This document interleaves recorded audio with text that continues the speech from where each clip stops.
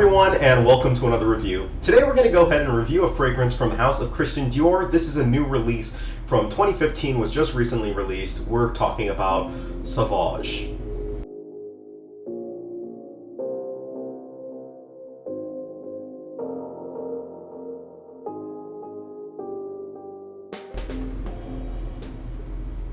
Now, Sauvage, I want to be very careful here. This is not Eau Sauvage. They named this just Sauvage, and it's a little confusing just because when you do some searches, you'll get two other versions of Eau Sauvage, you know, the EDT and the Eau de Parfum concentration. And so there's three fragrances running out from the same house that are all named Sauvage.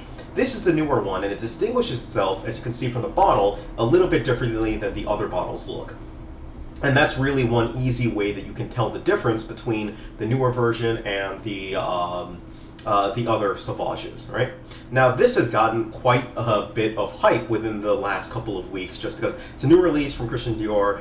Like it or not, they are a big player within the fragrance community. They've produced a lot of quality, good fragrances that are out there, and a lot of people had high hopes and still have high hopes for this fragrance. So I was pretty excited to go ahead and try this one out. Now, it's available in two main sizes. It's available in a 2 ounce and a 3.4 ounce. The 2 ounce is going to run you about $72 retail, and the 3.4 is going to run you about, I think it was $86 retail. Add on a little tax, and we're talking about 90 plus, basically.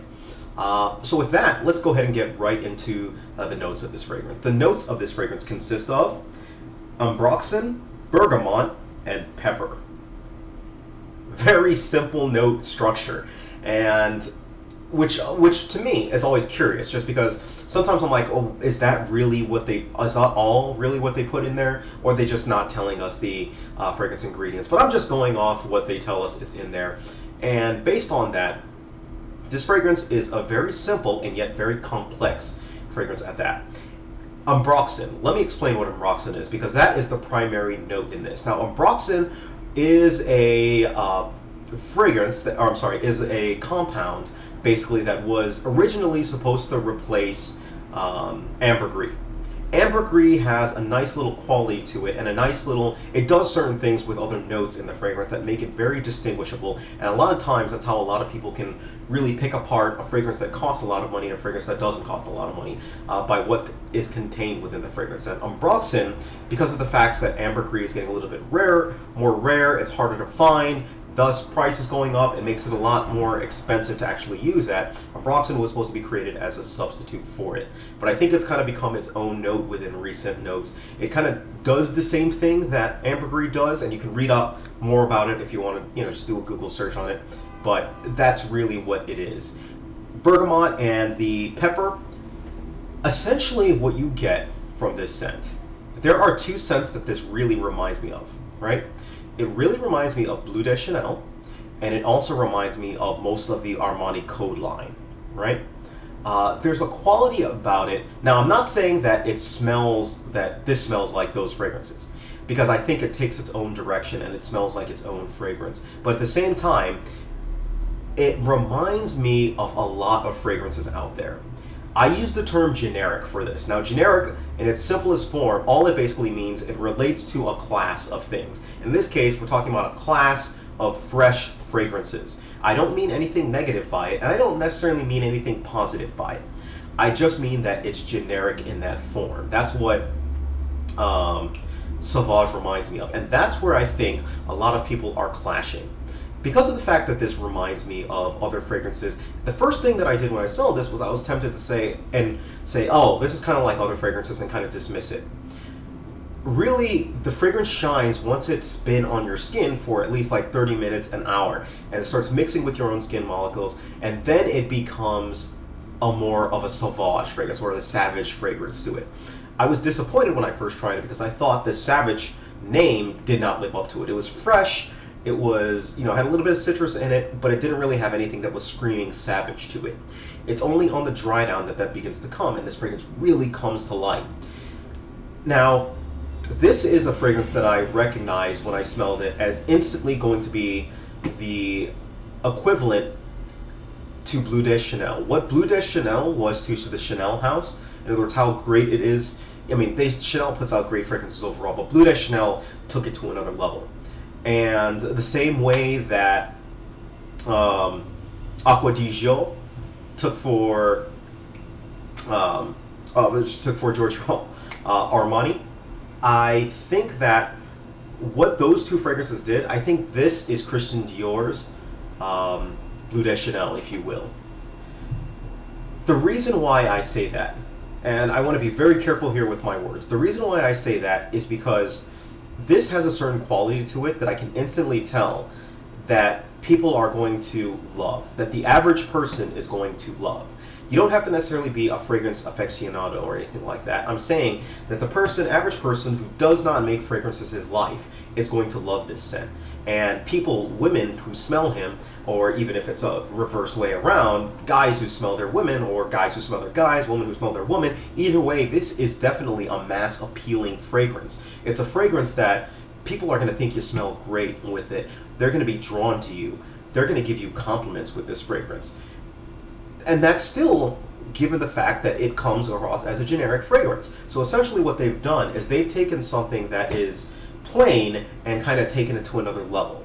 And for that, I think it's just done an excellent job. And I think this is going to be a massive seller, basically. That's pretty much what my main opinion is of it. Now, spray-wise, I go usually anywhere between 3 and 4 sprays, 3 and 5 sprays, you're good with this one. I wear this, it's a great any day occasion. It's a great any circumstance occasion.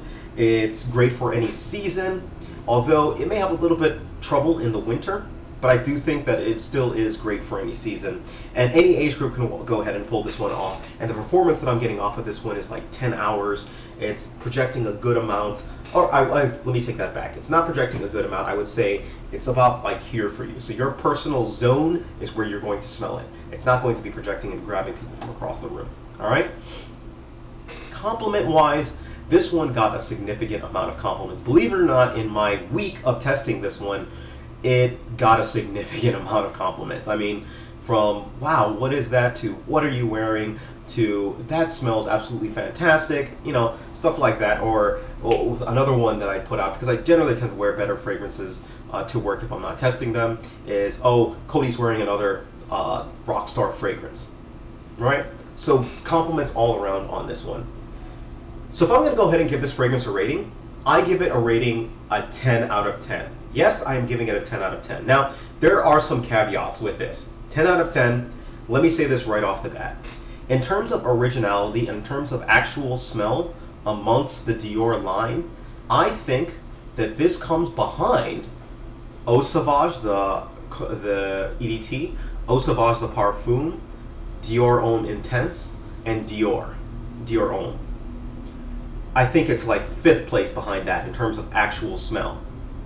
But the reason I am giving it a 10 out of 10, like I said, is that even more so than all of those fragrances, this one will appeal more to other people. So despite the fact that I think that those other scents smell better than this one, that's not to say that this one smells bad.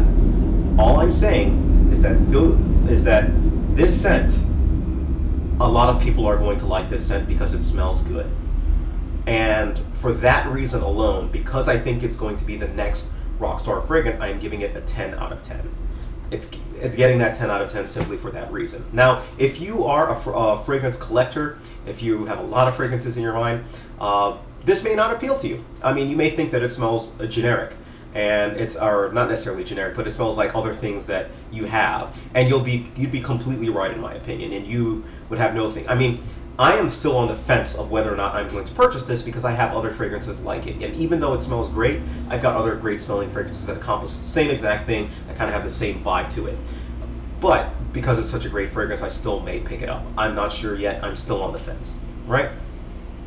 And another thing that it kind of reminds me of is, and I touched upon it earlier, was Armani Code.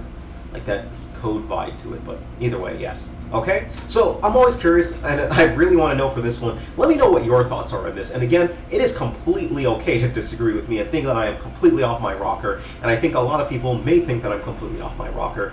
But I always made a pledge. I'm going to give you what I think my opinion, or I'm going to give you my opinion unaltered and unadulterated. And I really do think that this is a 10 out of 10, despite the fact that it's not the best smelling from the Dior line. All right.